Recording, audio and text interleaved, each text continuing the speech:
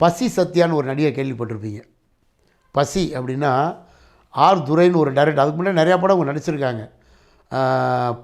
பசின்ற படத்தில் அவங்க நடித்த அந்த கேரக்டர்லேருந்து பார்த்தீங்கன்னா சரத்குமார் படம் நிறையா, மூன்றாவது கண்ணெலாம் ஒரு படம் சரத்குமார் படம் இயக்குன படத்தில் நடிச்சிருப்பாங்க. அவங்க மிகப்பெரிய குணச்சித்திர நடிகையாக வந்தாங்க. அவங்க பேர் பசி சத்யா. அதுலேருந்து அவங்க பசி சத்யாவாயிட்டாங்க. அதுக்கப்புறம் பார்த்திங்கன்னா குமரி முத்து மிகான் சிரிப்பாப்பில், அந்த சிரிப்பு போல் 2 கண்ணு மாறு கண்ணு மாதிரி வரும். அவர் பேர் முத்து தான். பட் சமீபத்திலாம் இப்போ அவர் இறந்தார். அவரும் ஏகப்பட்ட படங்கள் நடிச்சிருக்காரு. அவர் கன்னியாகுமரியை சேர்ந்தவருங்கிறதுனால அந்த குமரி அப்படிங்கிற அடைமொழி அவருக்கு சேர்ந்துருச்சு. குமரி முத்துனா தான் தெரியும். நிறையா படங்கள், புரியாத புதிர்னு ஒரு படம்லாம் பார்த்திங்கன்னா கிரைம் நாவல்லாம் படித்து அது 6000 மாதிரியே கதை வரும். நிறையா மௌனம் சம்மதம், மம்முட்டி நடித்த படம் குறிப்பிட்டு சொல்கிறேன் அவர் நடித்த படங்களில். அதுலலாம் அவர் நல்லா கேரக்டர் நல்லா இருக்கும். கவுண்டமணி கூட நிறையா பண்ணுவார். கவுண்டமணி கூட சொல்லணும்னா சூரியன் ஒரு படம், அவங்க காமெடி ரொம்ப நல்லா இருக்கும். கண் தானம் பண்ணுறதா வருவாங்க. ஏன்னா ஒத்த கண்ணு இந்த செத்த கண்ணை கொடுக்குறது தான் நீ இன்சூர் பண்ணியிருக்கேன்னு சொல்லி கையை மறைச்சி காமெடிலாம் கவுண்டமணி பண்ணுவார். அந்த மாதிரி குமரி முத்து அவர், அந்த குமரின்ற பேரே அவருக்கு அடையாளம் ஆயிடுச்சு. அப்புறம் ஓமக்குச்சி நரசிம்னு ஒரு நடிகர் கேள்விப்பட்டிருப்பீங்க. காமெடி கவுண்டமணி வந்து ரொம்ப கலக்குவார். ஆக்சுவலாக அவர் எல்ஐசியில் வேலை பார்த்தவர். எல்ஐசி நரசிம்மன் தான் அவர் பேர். பட் ஆனால் அவர் ஓமக்குச்சி மாதிரி ஒல்லியாக இருக்காருன்னு சொல்லி ஓமக்குச்சிமாக இருக்காருன்னு சொல்லி ஓமக்குச்சிங்கிற அடைமொழியில் அவர் வந்தார். கவுண்டமணி கூட காமெடி பல படங்கள் ஒல்லி அவர் கலக்குன்னு கலக்குவார். அவருக்கு அந்த வந்து ஓமக்குச்சி நரசிம்மன் வந்தது அதில் தான். அதுக்கப்புறம் நீங்கள் பார்க்கணும் இடிச்ச புலி செல்வராஜ்னு ஒரு நடிகர். என்னென்னு கேட்டால் இந்த இடிச்ச புலி பேர் உட்காந்துருக்கான் பாரு, இடிச்ச புலிடா, புளியை இடிச்ச புலி அப்படின்னு சொல்லுவாங்க. அவர் மிகச்சிறந்த கேஎஸ் ரவிக்குமார் படம் பூரா அவர் நிறையா வருவார். உதாரணத்துக்கு காமெடியில் சொல்லணும்னா சின்ன வாத்தியார்னு ஒரு படத்தில் காமெடி வரும். காது கேட்காத கோவை சரளாக்கும் இவருக்கு காது கேட்காம வரும். பிரமாதமாக நடிப்பார். அதே மாதிரி அர்ஜுன் நடித்த கொண்டாட்டம்னு ஒரு படம் கேஎஸ் ரவிக்குமார் எடுத்தது. அதில் பெரிய கேரக்டர், செம கேரக்டர் ரோல் கொடுத்துருப்பார் கேஎஸ் ரவிக்குமார். அந்த சேரன் பாண்டியன் இப்படி படங்கள்லாம் பூரா அவர் வருவார். அவர் பேர் இடிச்ச புலி செல்வராஜ்னு சொல்லி நிறையா. அதே மாதிரி நீங்கள் பார்த்தீங்கன்னா இன்னொரு செல்வராஜ், அன்னக்கிளி செல்வராஜ்னு பல இசையமைப்பாளர் இளையராஜாவை உருவாக்கின பெருமையும் அவருக்கு சேரும். அவர் தோழர் என் சங்கரையான்னு சொல்லி அவருக்கு ரிலேஷன் தான் அன்னக்கிளி செல்வராஜ். அவருக்கு பேரே அன்னக்கிளி செல்வராஜ் எப்படி வந்துச்சுன்னு கேட்டிங்கன்னா, வந்து தேவராஜ் மோகன் இயக்குறாங்க. சிவகுமார் சுஜாதா நடித்த அந்த படம் தமிழ் சினிமாவில் இளையராஜாவுக்கு பெரிய இசை சாம்ராஜ்யத்தை உருவாக்கி கொடுத்த முதல் படம் அதுதான். அந்த படம் தேவராஜ் மோகன் இரட்டையர் டைரக்டர். கிருஷ்ணன் பஞ்சுக்கு அப்புறம் தேவராஜ் மோகன் இரட்டையர் டைரக்டர். அவங்க நிறையா படம் எடுத்திருக்காங்க. ரோசா பருவிக்காரி, சிட்டுக்குருவி, அன்னக்கிளி, அப்படி நிறையா. அந்த வகையில் அன்னக்கிளி செல்வராஜ் நம்ம இளையராஜாவை சென்னைக்கு அனுப்பி வைக்கிறதுக்கு பண உதவி உள்பட அவர் செஞ்சு அதுக்கு வசனமும் எழுதுகிறாரு. அந்த படம் சூப்பர் டூப்பர் ஹிட் ஆகுது. இளையராஜாவுக்கு பெரிய திருப்பு முனை.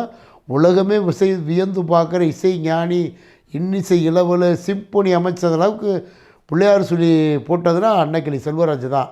அன்னக்கிளி செல்வராஜ் கதை வசனம் எழுதுகிறாருன்னா இளையராஜா எதே கேட்காம உடனே மியூசிக் போடுவாராம். அந்தளவுக்கு நெருக்கம். அந்த மாதிரி அந்த ஆர் செல்வராஜ் கதை ஆர் செல்வராஜ்னு போடுவாங்க.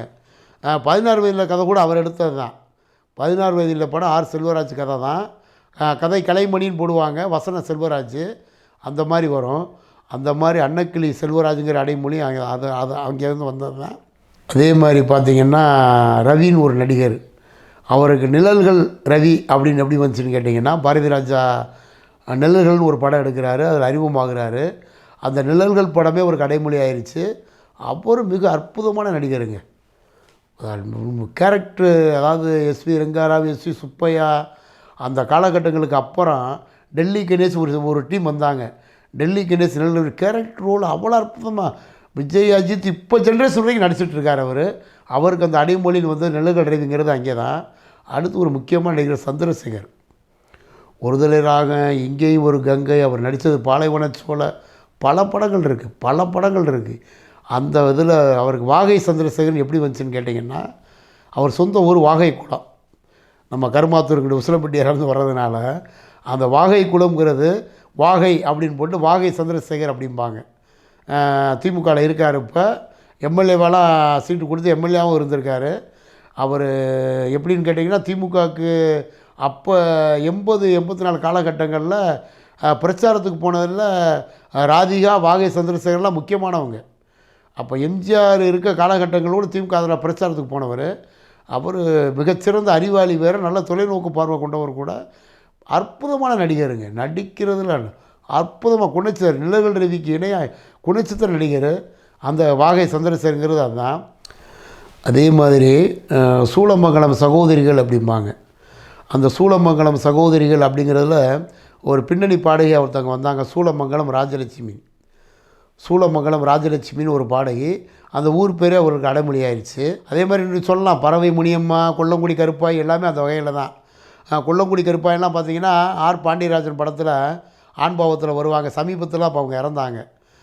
கொல்லங்குடி கருப்பாயி, பறவை முனியம்மா தெரியும் உங்களுக்கு, தூள் படத்தில் காதல் சடுகுடு தூள்லாம் கலக்குன்னு கலக்கணுங்க பேக் கூட. அவங்களுக்கு அந்த பேர் தான் முனியம்மாங்கிறது ஊர் பேர் பறவை. அது சேர்ந்து பறவை முனியம்மான்னு வந்துருச்சு. அதே மாதிரி கொல்லங்குடி கருப்பாயின்னு வந்துருச்சு. அதுக்கப்புறம் பார்க்கணும்னா நீங்கள் 71 வெளிவந்த நடிகர் திலகத்தின் 150வது படமான சவாலே சமாளி, ஏறக்குறைய அது வந்து ஒரு கம்யூனிச படம்.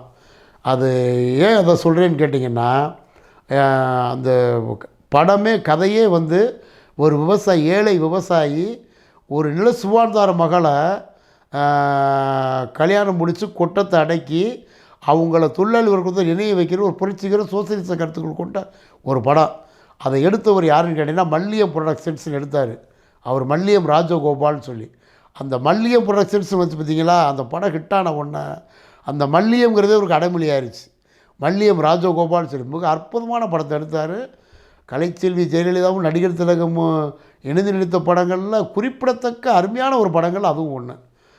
அதிலிருந்து அவருக்கு பேர் மல்லியம் ராஜகோபால் அப்படின்னு மாறிச்சு.